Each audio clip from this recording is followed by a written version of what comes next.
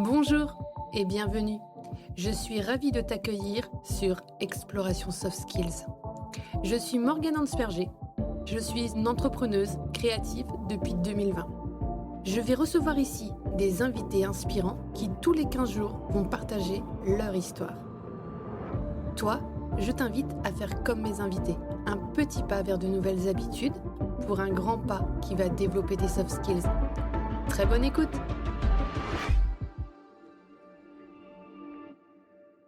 Bonjour, bienvenue à toutes et à tous. Aujourd'hui, je suis vraiment super contente de vous présenter mon invité du jour qui s'appelle Dovi Burlandi. Bonjour Dovi.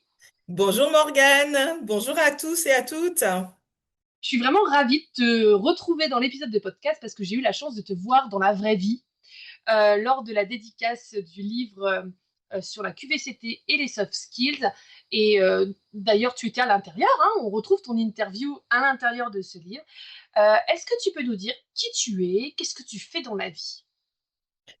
Alors, je suis maman de deux enfants, j'adore jardiner et je suis une grande curieuse de la vie, curieuse de tout.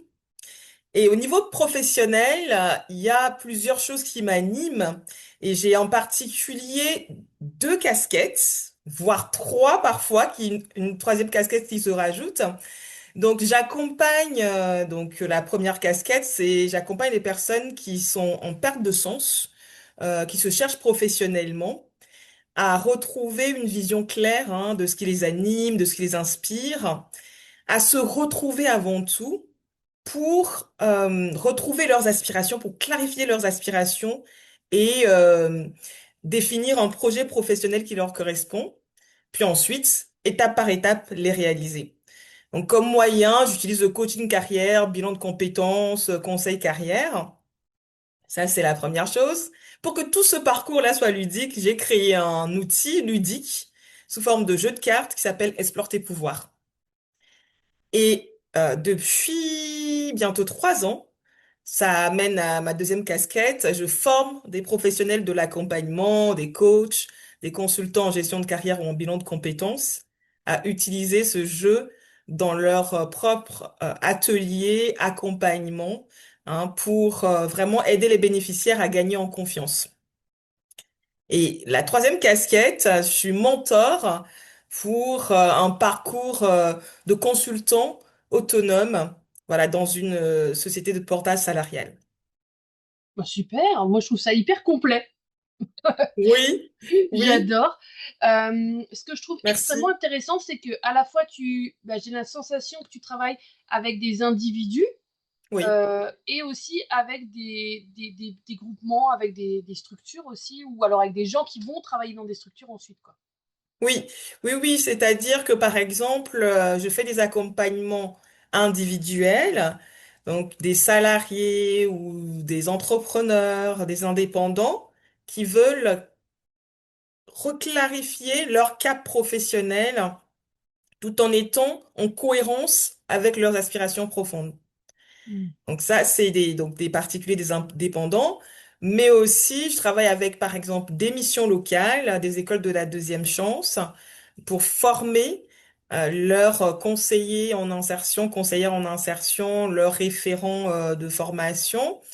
Et j'anime aussi directement des ateliers pour ces collectivités-là, des ateliers pour des jeunes, par exemple, ou lors des forums ouverts à tous pour ces collectivités-là.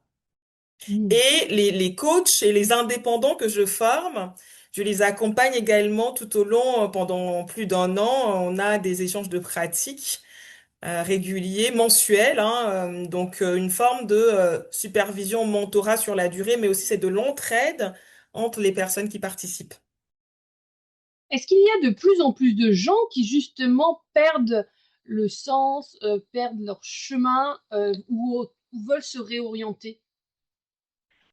En tout cas, les gens en parlent de plus en plus.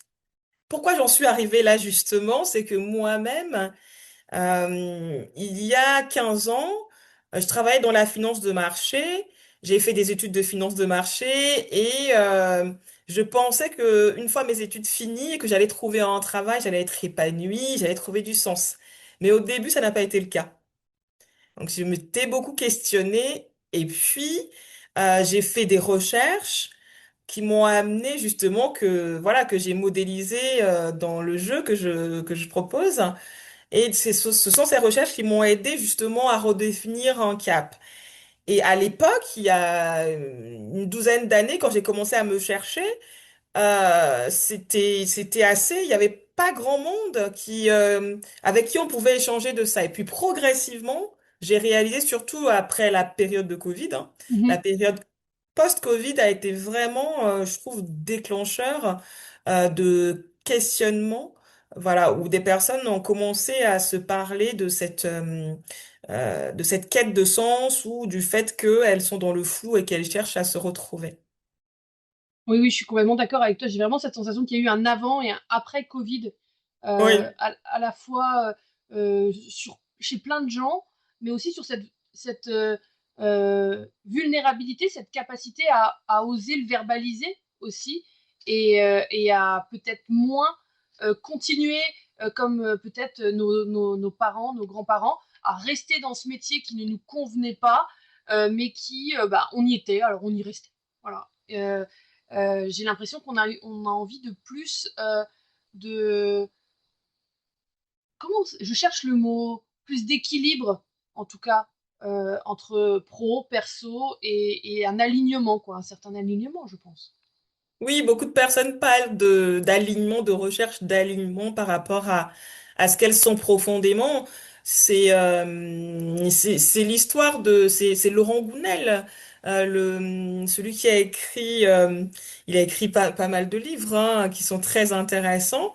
Et je sais pas pourquoi, mais c'est son exemple qui me vient en tête parce que de mémoire, il était en entreprise dans des métiers qui ne lui correspondent pas du tout, de type comptabilité, quelque chose de ce type-là. Et il se sentait vraiment pas bien, quoi. Et à un moment donné, il s'est fait licencier. Et finalement, c'est ce licenciement qui lui a permis aujourd'hui d'être auteur, un auteur quand même reconnu. Et ça aurait été dommage qu'il reste hein, dans quelque chose qui ne lui correspond pas.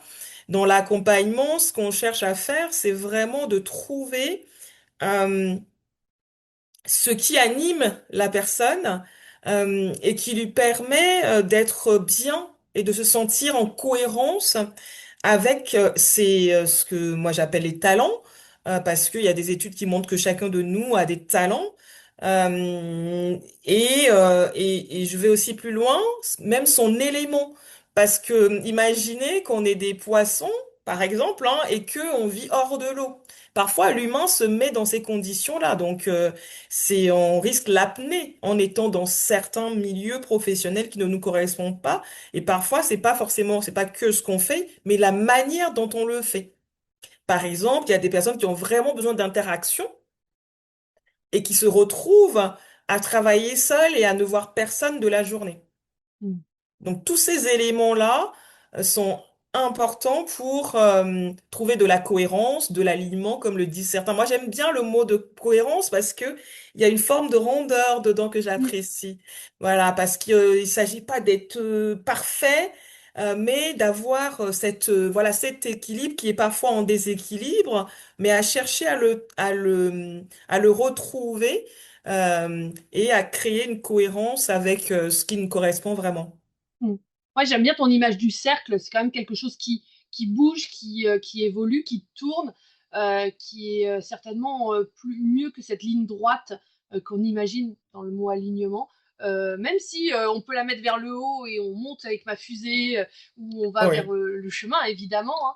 Mais ouais. c'est vrai que je trouve, moi d'ailleurs, si je peux faire un retour d'expérience, je sais que j'ai plusieurs fois fait mon vision board de l'année sous forme de cercle. Alors, je fais aussi des montgolfières, mais tu vois, le cercle, je trouvais assez intéressant parce que bah, justement, tu pouvais mettre tes images dans plein de sens, les tourner, et finalement, bah, ton année tourne. Il y a quelque chose de l'ordre du mouvement, tu vois, que tu Ouais, installes avec ouais, cette forme du cercle que je trouve très intéressante. ouais. Oui, oui, tout à fait. Tout à fait. C'est aussi éviter de dessiner des carrés fermés, quoi, où on n'arrive pas à se projeter dans le mouvement aussi. Mm. Ouais, et puis on n'aime pas être mis en boîte. Enfin, moi, je déteste ça, qu'on me Ouais, dise tu ouais, es comme ça, tu fonctionnes comme ça ne serait que ça. Ce serait extrêmement réducteur, en fait. Je pense que l'humain est beaucoup plus complexe que juste la case dans laquelle on voudrait, ou même des fois qu'on voudrait s'y mettre, hein, mais où on veut nous mettre, en tout cas. ouais. Oui, oui, l'humain est complexe et évolue en permanence. Moi, un des livres qui m'a beaucoup aidé, c'est Devenir le meilleur de soi-même de Maslow.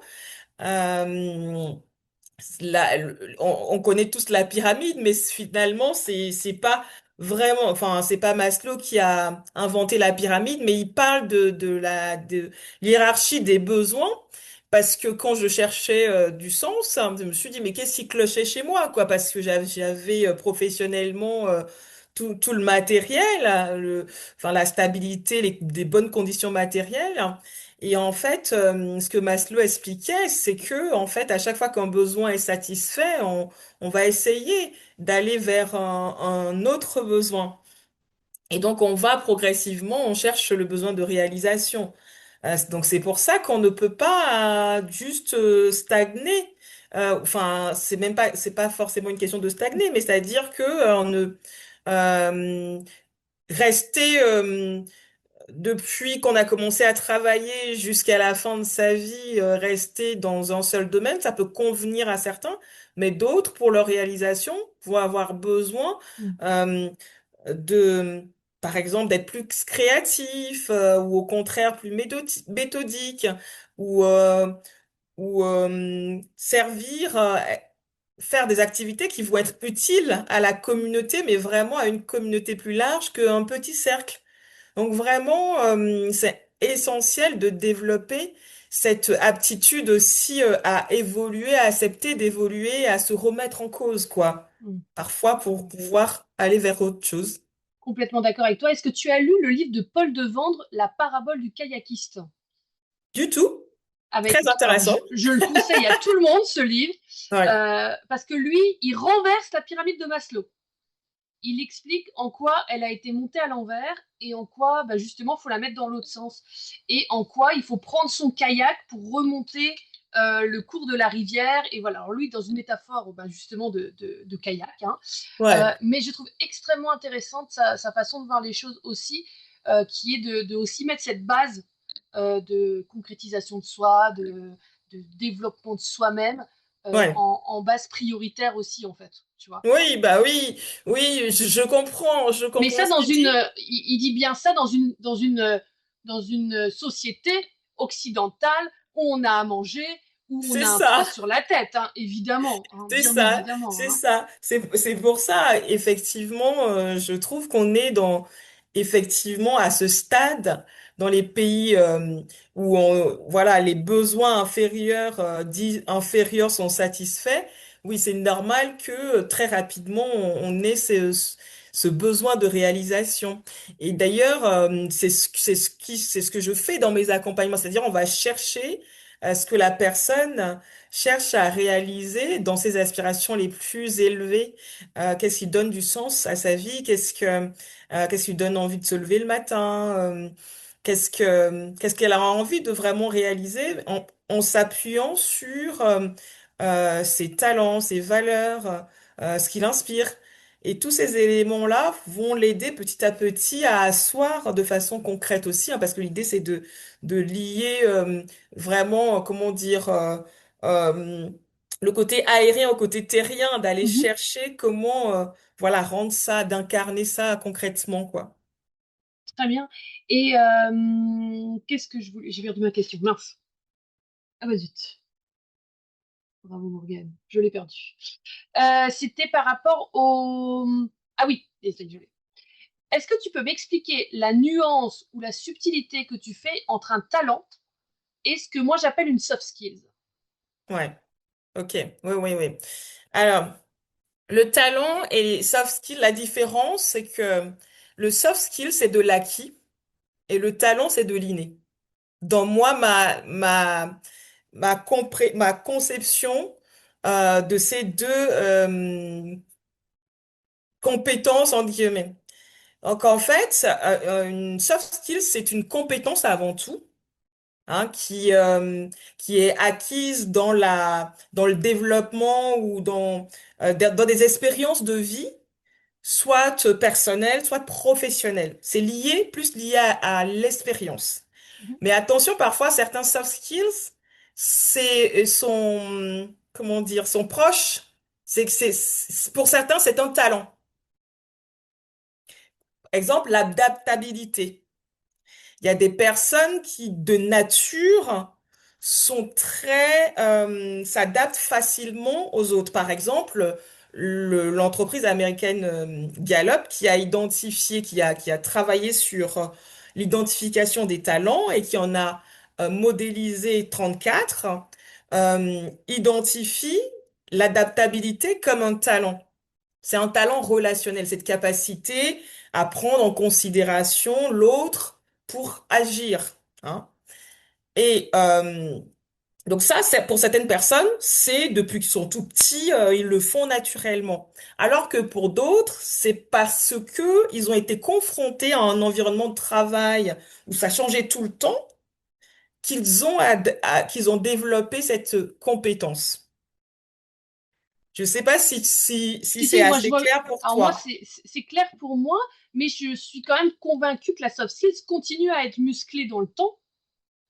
Mais moi, je pars du postulat qu'on a tous toutes les soft skills en fait. Donc ça voudrait dire que moi, au démarrage, dans mon état d'esprit, j'ai déjà tout le panier, mais après que je le fais graduer, voilà, plus ou moins. Je muscle plus ou moins tel ou tel soft skills.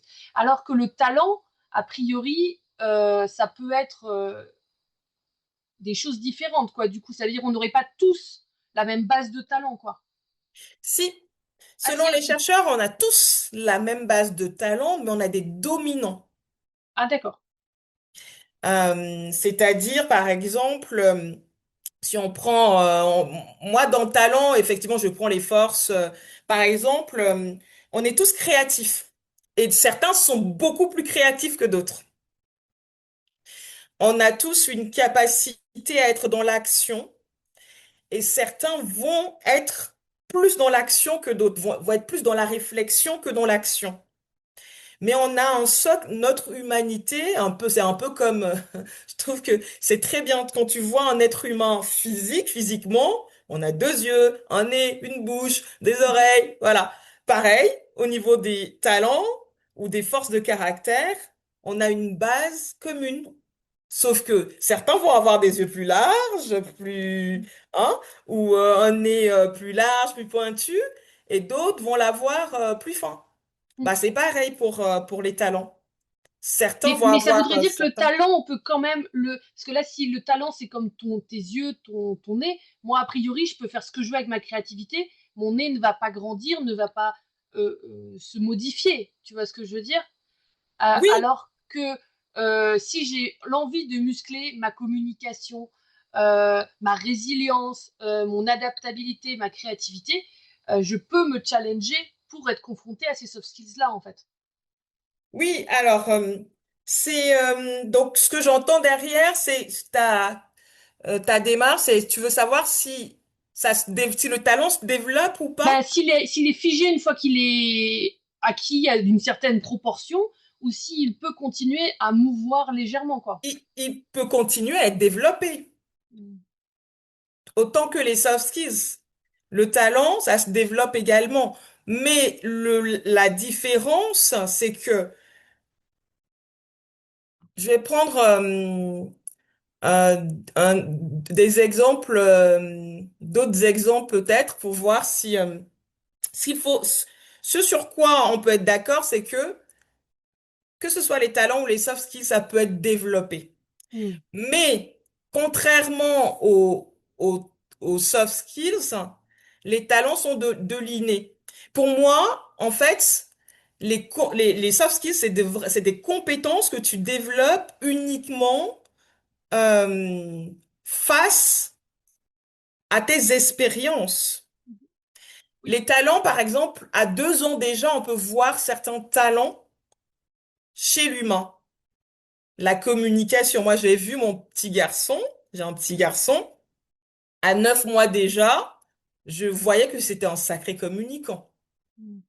Il, il, il, il- il savait se débrouiller pour communiquer, pour se faire comprendre, Mm. tu vois. Donc, pour moi, le talent, il se voit très, très tôt. Mm. Alors que les soft skills sont dans la liste compétences que j'identifie. Dans compétences, moi, je mets savoir, savoir-faire, savoir-être. Oui. Savoir-être, soft skills, tu vois. Mhm. Voilà, donc c'est ça les deux grandes nuances pour moi. Et le talent, par exemple, de créativité, il peut être latent chez quelqu'un. C'est-à-dire que quand il était petit, il aimait, par exemple, imaginer, inventer des histoires, mais dans sa famille, c'est des maths. Donc, on peut écraser ce talent de aller, bah, arrête d'être dans ta tête et fais des maths. Ça peut être comprimé. Et c'est le talent, tout comme les soft skills, ça a besoin d'être au contact de l'entraînement pour se développer. Mm. Euh, un musicien, par exemple, quelqu'un qui a l'oreille, hein, qui a le sens du rythme, j'aime bien prendre l'exemple des artistes, parce que c'est souvent les talents les plus connus, on pense souvent à eux. Ils ont besoin de s'entraîner quasiment tous les jours pour développer leur talent. Voilà. Le talent, ça se développe également. Sauf Très que bien. c'est très tôt, c'est là très tôt. Mm. Très, très bien. Ah, je trouve ça intéressant. Ce que je trouve intéressant aussi, c'est qu'il y en a 34. Donc, en fait, ils les ont catégorisés, il y en a 34. Nous, c'est vrai que chez les soft skills, c'est un peu plus mouvant. On va dire que, voilà, il y a une liste, mais elle évolue beaucoup. Oui. Elle est quand même, il y a des familles quand même qui existent, mais moi, je me positionnerai pas sur une liste de soft skills en disant il y a que celle-là qui existe. Là, ce que je trouve intéressant, c'est ça, c'est de se dire, ben, il y a 34 talents. Oui, c'est ce que Gallup a identifié. Mm. Maintenant, euh, moi j'aime beaucoup m'appuyer sur différentes listes. Il y a aussi les forces de caractère qui sont identifiées par la psychologie positive. Donc ça aussi c'est intéressant. Mais eux, ils ont identifié 24 forces de caractère. Donc à vrai dire, ce qu'ils disent, c'est qu'ils n'ont pas la prétention d'avoir listé tous les talents et toutes les forces de caractère. C'est une représentation, une Mm. catégorisation simplifiée. Voilà, donc il peut en avoir bien sûr d'autres talents. Mm. Mais grâce à ces 34 talents, par exemple, qui sont regroupés en quatre catégories, on peut arriver à avoir une idée, hein, de l'ensemble des talents, quoi. En Et gros, ce que je trouve c'est d'avoir des intéressant, idées. c'est qu'on peut, du coup, avec cette base-là, avec ce travail qu'on peut faire de recherche sur nous-mêmes, on peut aussi, dans des recherches d'emploi, dans la formation, montrer à faire valoir comment on fonctionne, en fait, donner les clés un petit peu de notre fonctionnement à un potentiel recruteur ou à un potentiel client avec qui on voudrait travailler pour qu'il voit un peu comment nous décoder, quoi, plus facilement, quoi. Oui, oui, c'est un des super points, c'est de d'abord se comprendre soi-même, de comprendre comment on fonctionne, qu'est-ce qu'on fait avec facilité et de le valoriser. Mm. C'est ça, je trouve que ces différents travaux sur les points forts qui existent, ce que ça nous apporte, c'est vraiment d'enfin prendre conscience que on n'a pas que des faiblesses, parce que la plupart des gens ont tendance à passer beaucoup de temps sur leurs faiblesses. Moi, c'était mon cas. Au lieu de se demander qu'est-ce que je fais bien et comment je peux le valoriser, le sublimer, en faire de vrais points forts. Mm. C'est ça que je trouve vraiment puissant. Et moi, ça m'a vraiment aidé. Tout ce que je fais aujourd'hui, c'est parce que je me suis vraiment posé sérieusement la question, qu'est-ce que je fais bien et comment je peux l'apporter au mieux aux autres et dans mon travail. Et donc, quand on se pose cette question, quand on arrive en entretien, on peut partager de façon authentique et profonde ce qui nous anime, comment on utilise ce qui nous anime et en quoi on est utile, ce qu'on apporte Mm. et aussi, du coup, est-ce que c'est... Et mettre ça aussi en adéquation avec ce qui est attendu du poste et se dire, OK, bah, c'est OK, je peux prendre avec sérénité ce poste et bien sûr continuer à m'améliorer parce que Bien rien n'est sûr. figé. Je trouverais intéressant que les gens qui écoutent cet épisode se posent cette question que tu viens de nous poser là. Qu'est-ce que je fais bien? Et peut-être de le lister. Combien est-ce qu'il faudrait noter de choses qu'on fait bien? Est-ce que c'est 2? Est-ce que c'est 10? Combien est-ce qu'il faudrait écrire de choses qu'on fait bien, à ton Tout sens? ce qui nous vient à l'esprit. Alors moi j'adore, dans Explore tes pouvoirs, c'est ce qu'on fait. On a plein de cartes comme ça, on en tire et c'est à la fois en fait très structuré mais très intuitif. Il faut lister Hmm. tout ce qui nous vient, vider son esprit et surtout avoir plusieurs points de repérage. Qu'est-ce que je fais Hmm. bien quand j'étais petit, Ouais. quand à l'adolescence, peut-être quand j'étais à la fac et maintenant. Hmm. Prendre plusieurs points dans sa vie. Et ensuite, donc moi j'aime bien, j'encourage à noter au moins 10 choses, et ensuite les regrouper. Parce qu'en fait, dans ça, on va voir que certains vont revenir sous différentes formes. Par exemple, il y a des personnes qui aiment être en relation avec les autres, qui vont dire ce que je sais bien faire, c'est échanger avec les autres, par exemple. Mais ils vont se rendre compte aussi qu'elles aiment les activités de groupe. Donc ça va où je suis très à l'écoute des autres. Donc ça, par exemple, on peut les regrouper dans tout ce qui est capacité relationnelle. Hmm. Euh, ou ça peut être j'adore chercher les solutions, j'adore analyser certains sujets, ou je sais bien vraiment être rigoureux et procéder étape par étape. Donc ça, pareil, on peut regrouper ça peut-être dans la capacité d'analyse, hein. Donc mettre plein de réponses et ensuite regrouper ça voilà, peut-être en trois catégories. Il y en a parfois, je dis trois, mais parfois il y en a qui mettent plus. Et se dire, voilà, ok, voilà mes grandes catégories de talents. Ou parfois, en fait, il faut dire qu'à un certain moment, on ne sait plus trop si c'est des talents ou c'est des soft skills, hein. Ça se Mhm. mélange parfois, Bien mais c'est sûr. pas très grave. Ce Oui. qui compte, c'est qu'on sait très bien le faire. Et il y a des moments où on sait que c'est des talents parce que parfois, il y a des choses qui reviennent, des souvenirs très anciens qui reviennent, on se dit, ah oui, ça c'est depuis mon enfance. Hein, moi, dans Hmm. les accompagnements, qui disent, ah oui, ça c'est depuis mon enfance. Et j'ai continué, du coup, je l'ai transformé en vraies compétences parce qu'après, par exemple, les capacités d'organisation, il y en a qui ont ça depuis très jeune. Ils sont très rigoureux, très organisés et ils ont aussi appris tous les outils ensuite pour continuer à être organisés. Donc, posez-vous cette question, mettez toutes les réponses, Hmm. regroupez-les et mettez en fil conducteur. Troisième Ouais. point. Ouais. Moi, je suis d'accord avec toi. Je pense qu'il faut vraiment en écrire un certain nombre parce que si tu demandes aux gens d'en mettre 3, ils vont parler avec leur tête. Et il faut que ça aille Exactement. vraiment dans l'inconscient aussi, dans cette espèce de souvenir, vraiment profondément. Il faut que ça demande un peu de travail. Mais je pense que je sens la frontière qu'il y a vraiment entre talent et soft skills. Moi, par exemple, que si je repense à comment je fonctionnais enfant, par exemple, j'étais extrêmement timide. J'avais peur de faire des poésies, de lever la main pour poser une question.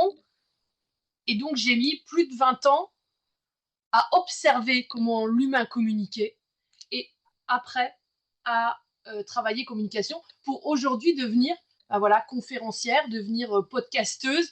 Mais il m'a fallu, je pense, effectivement, muscler ma soft C'est skills ça. C'est ça. communication qui, au démarrage, n'était pas un talent, en fait. C'est une compétence pour toi. Ah ouais, je pense. Donc, Ouais. c'est intéressant de sentir les deux aussi très, très, très bien. Ouais. Est-ce que tu peux nous parler de ce jeu que tu as imaginé? Oui, avec plaisir, hein. Donc ce jeu, j'ai commencé à le créer il y a déjà une douzaine d'années, hein. J'ai mis 10 ans parce que j'étais encore dans la finance de marché quand l'idée m'est venue. Parce que je cherchais des choses qui pouvaient donner du sens à ma vie et m'aider à être épanouie, à la fois, surtout professionnellement. Et je me suis posé cette question, quels sont les paramètres qui permettent de travailler tout en étant épanoui? ce type de question. C'est pas exactement comme ça, hein, mais bon, voilà, Mhm. je me suis posé ce type de question parce que j'ai un diplôme de statistique et économétrie, donc qui me permet de modéliser des choses que je cherche à comprendre. J'ai toujours aimé modéliser des choses. Et donc, j'avais commencé à faire des recherches et je suis tombée du coup sur du coup, les recherches, hein, des talents de Gallup, les forces de caractère de la psychologie positive, les formes d'intelligence de Mhm. Howard Gardner, Bien sûr. l'élément de Kane Robinson, comment donner un sens à sa vie de Viktor Frankl, le design de vie, un certain nombre de recherches que j'ai trouvées puissantes. Vraiment parce que Maslow aussi, Mhm. ça m'a vraiment parlé, ça m'a aidé à me comprendre profondément, en me disant, OK, en fait, je ne serai jamais parfaite, j'aurai toujours des défauts, et c'est le cas de toute la condition humaine. Donc, c'est important de s'améliorer, bien sûr, d'améliorer ses défauts, mais c'est encore plus important de connaître ses points forts, Mhm. ce que je fais bien, ce que l'on fait bien, c'est ce que nous disent toutes ces recherches, c'est qu'on a tous des choses qu'on sait bien faire, et d'apprendre, du coup, à les utiliser au mieux, parce que c'est source de bien-être, de réussite, de meilleurs résultats, de meilleures relations, et de résilience aussi. J'ai trouvé ça génial, mais je trouvais que souvent c'est des travaux hein, de recherche et donc c'était quand même c'était pas suffisamment vulgarisé. Maintenant, je vois de plus en plus de personnes connaître ce sujet, mais même régulièrement quand je forme les gens sur mon jeu, et que je demande s'il y a des gens qui ont entendu parler de ces travaux, il y a beaucoup de personnes qui n'en ont pas entendu parler. Donc je me suis dit déjà, à l'époque, je me suis dit, ok, finalement, tout ça, c'est comme un jeu parce que la vie n'est pas mathématique, quoi. C'est pas, on doit tous faire une chose pour pour être heureux. On doit tous expérimenter des choses différentes en cohérence avec nous-mêmes. Donc, notre premier job, c'est d'apprendre un pas à la fois à comprendre, voilà, qui je suis, qu'est-ce que j'aime faire, qu'est-ce que je sais bien faire, qu'est-ce qui me met en joie, qu'est-ce qui me donne de l'enthousiasme, qu'est-ce qui compte pour moi, qu'est-ce qui m'inspire. Bref, donc j'ai commencé à faire des petits jeux comme ça tous les jours, à comprendre un petit bout de mon univers, mais aussi, du coup, à comprendre les autres. Et il y a des amis, des collègues qui m'ont proposé de tester sur eux et tout. Donc, on a fait des premiers tests comme ça. Même ma fille qui m'a dit, Maman, c'est génial, ça m'a aidé à comprendre des choses que je n'arrivais pas à exprimer. Tu viens dans mon école en parler? Donc, ça commençait à me faire tilt et je me suis dit, bon, ok, je vais créer un petit truc. Donc, j'avais créé à l'époque une petite maquette qui s'appelle la Maison des Pouvoirs, où c'était le jeu, mais sous forme de maison où les fondations étaient les talents et les valeurs des personnes. Le corps, c'est les compétences, les compétences que la personne a développées. Le toit, c'est tout ce qui est inspiration. Les fenêtres et les ouvertures, c'est tout ce qui ressource la personne. Mhm. Et donc, j'avais testé, ça donnait beaucoup de choses chouettes. Et ensuite, quand j'ai décidé, suite à à la Covid et autres, où j'ai décidé de créer mon entreprise, j'ai décidé de transformer ça en un jeu. Et avant ça, j'ai écrit justement donc toute mon aventure, tout ce que j'ai découvert, je l'ai écrit dans un livre qui s'appelle Éloge de la vie sur mesure. Mhm. Et ensuite, je l'ai décliné du coup, voilà, en des petits jeux, enfin en plusieurs cartes. Donc 25 cartes pour identifier les atouts dont dispose la personne, 35 cartes défis pour justement passer à l'action. Parce que Mhm. les recherches nous disent qu'on a des talents, on a des points forts, mais si on n'agit pas, on va pas les développer. Si on Bien s'entraîne pas, sûr. si on les utilise pas, voilà. Donc l'idée, c'est ça, c'est de mener une quête, de considérer que la vie professionnelle est comme une aventure, ou la vie même en général est une aventure, où l'on apprend à connaître grâce à des enquêtes. J'aime bien Mhm. l'idée d'enquête. Donc une quête, c'est des enquêtes et des actions à se découvrir, à bien connaître son propre univers, à connaître ses talents, ses valeurs, ses sources d'inspiration, ce qui ressource, et aussi à relever des petits défis chaque jour pour avancer. Mais j'adore. En fait, on est un petit peu le héros de notre propre histoire, en fait, finalement. Oui, on est vraiment le héros de notre histoire et de l'histoire collective. de l'histoire collective parce qu'on a un rôle à jouer. On a tous une contribution à apporter. Il y a une carte qui s'appelle Ma contribution au monde. Quand je forme des coachs ou des consultants, ils me disent, ah oui, mais nous, certaines personnes nous disent, ah bah ils cherchent juste un travail et Mm. voilà.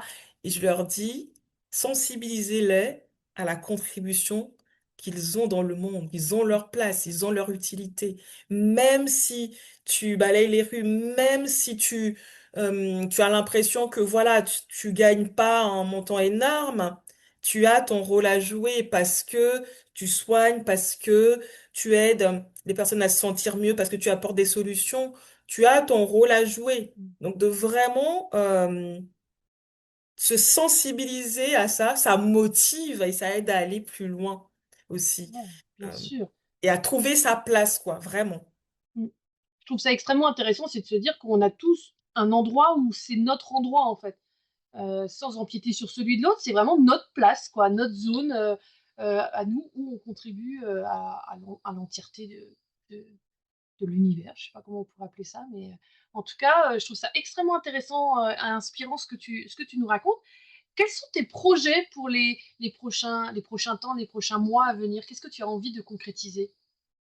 Alors, je suis en plein c'est toujours continuer à développer, explore tes pouvoirs, mes formations, mes mentorats et créer, continuer à créer des outils ludiques Hmm. pour aider les personnes dans leur cheminement, dans leur réalisation d'objectifs individuels et collectifs, parce que je trouve il y a beaucoup de challenges.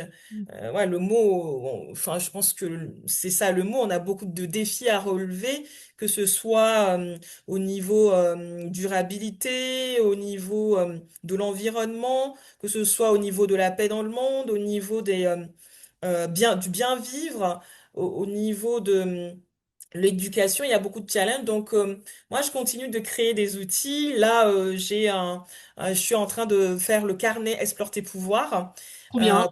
voilà, pour ceux qui veulent. C'est une autre façon aussi un autre moyen, un autre outil qui est complémentaire au jeu pour prendre ce temps de réflexion et d'action. J'aime beaucoup aussi développer le mentorat. Voilà, donc c'est vraiment contribuer à faire connaître euh, tous les outils et surtout se dire que s'épanouir et avancer dans la vie, ça peut être aussi ludique. Ah, tout à fait, tout à fait. Je trouve ça extrêmement intéressant. Est-ce que tu connais les petits livres? C'est des petits livres où tu écris sur 5 années. Tu réponds tous les jours à la même question, mais pendant 5 ans, en fait. Et Ah, c'est super intéressant. donc tu en C'est as qui super. existent. Ouais, Il y en a un qui existe le fait d'être maman. Donc vraiment, ouais. c'est ma vie de maman. Voilà. Et tu en as qui existent sur d'autres thématiques. Et je trouve ça extrêmement intéressant de se reposer la question 3, 4 ans après. La même question. Alors, il y a des questions qui sont vraiment inintéressantes au possible, du genre la dernière sortie que j'ai faite, comme des trucs très profonds du genre quelle est la dernière fois que je me suis accordé du temps ou qu'est-ce qui me ressource actuellement, à quelle heure est-ce que je me suis levée, enfin plein de petites questions, une par jour. Hein. Et je trouve extrêmement intéressant de mettre sur le papier, quoi, tu vois, d'écrire. Parce que c'est Oui, vrai que le jeu, on verbalise, on prend conscience, mais c'est vrai que ton idée de carnet, elle est intéressante parce que du coup, tu prends mot, quoi. Tu ouais. écris, tu notes, quoi. Ouais, Très ça intéressant. fait effectivement des années, plus de, oh, plus de 15 ans que je consigne tous les ans mes réflexions, Mm. mes actions, mes objectifs, mes aspirations. Et en fait, quand on reprend ces carnets-là, il y a des choses qui deviennent claires Mm. et ancrées. Et ça nous aide à dire, OK, ouais, je sais quoi. Ouais. Donc oui, c'est très très important. Dans Explore tes pouvoirs, il y a un défi qui s'appelle le carnet magique. C'est le premier défi du jeu, c'est d'avoir un carnet.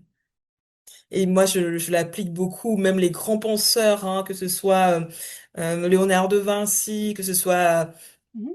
Euh, Picasso est connu pour dessiner encore et encore, et des grands entrepreneurs comme Bill Gates ou Richard Branson ont des carnets en permanence. C'est des preneurs des notes frénétiques. Et c'est un carnet où on ne fait que écrire, un peu comme un bullet journal? C'est des carnets, oui, ou en notes où on peut dessiner aussi. Hein, Parce que moi, donc, j'ai moi, vraiment les j'ai... deux types de carnets, tu vois. J'ai le Ouais, carnet dans lequel je note mes réunions, tous mes ouais, questionnements, ce que je dois faire. Enfin, voilà, ouais, un petit bullet ouais, journal. Et ouais. j'en ai un autre, vraiment, où là, je viens mettre du collage, de la peinture, de la ficelle, des expérimentations de projets, des choses qui me questionnent, que je viens travailler là-dedans. Et là, c'est plutôt un carnet de créativité. Mais moi, c'est vrai que j'ai deux outils un peu distincts. Et pour le coup, le carnet de créativité, je l'ai jamais sur moi. Enfin, pour l'instant, il est toujours à mon bureau, quoi. Tu vois, il est pas, je l'ai pas Ouais, dans la poche, quoi. ouais. Bah, moi, c'est les deux. Hmm. Je sais pas si tu arrives à voir, mais en fait, j'allie dessin et écriture. Parfois, j'écris et puis je me dis, qu'est-ce que ça évoque pour moi en dessin? Hmm. Donc, j'allie les deux parce que... et puis, chaque année, voilà, je mets un... Alors, il y a trop de lumière, du coup, t'arrives pas à voir. Donc, chaque année, j'ai un carnet. Oui. Où bah, je définis ce que je souhaite réaliser. Ce ne sont pas des Mhm. résolutions, c'est plutôt ce que j'ai envie de réaliser. Et ensuite, bah, même si c'est pas réaliste, j'écris ça et après j'écris régulièrement dedans mes pensées, mes réflexions, mes créations. Et puis ça permet de faire le point. Du coup, c'est un carnet qui n'a pas de ligne. Oui, c'est des carnets. Alors parfois, c'est cette année, mon carnet a des lignes. Et l'année dernière, par exemple, il n'avait pas de ligne. Ça Ouais. varie en fait. Ah, Parce que d'accord. tu verras que moi, j'ai besoin de changement. Tout à fait. Mais je Donc, pense que le c'est pas cerveau, tous ça les le ans. stimule aussi C'est ça. Donc, d'avoir du changement. c'est ça. Donc, effectivement, je change régulièrement et j'utilise en fait, par exemple, les cartes et et le support écrit du coup. Hmm. C'est-à-dire que les cartes vont amener certaines réflexions que je vais écrire.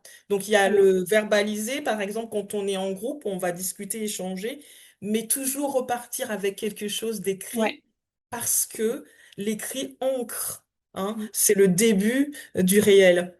Hmm. Et donc, dans le jeu, il y a aussi des petites cartes comme ça, dans lesquelles on ancre des synthèses de ce qu'on a défini, quoi, et on les garde dans mon portefeuille ou on les garde comme des cartes Hmm. qu'on a en main pour prendre des décisions et tout ça.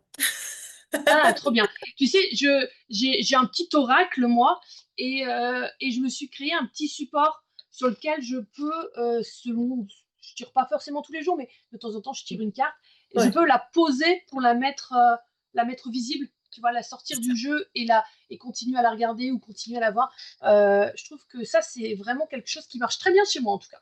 Oui, oui, oui, c'est ça. Ça dépend des gens et quand ça marche pour soi, c'est génial parce que ça nous fait un petit GPS Puis le fait de retomber personnel. sur ta petite carte à chaque fois que tu ouvres ton porte-monnaie, ben, ça te remet en mémoire le moment que tu as passé dans cet atelier. Je trouve ça extrêmement intéressant.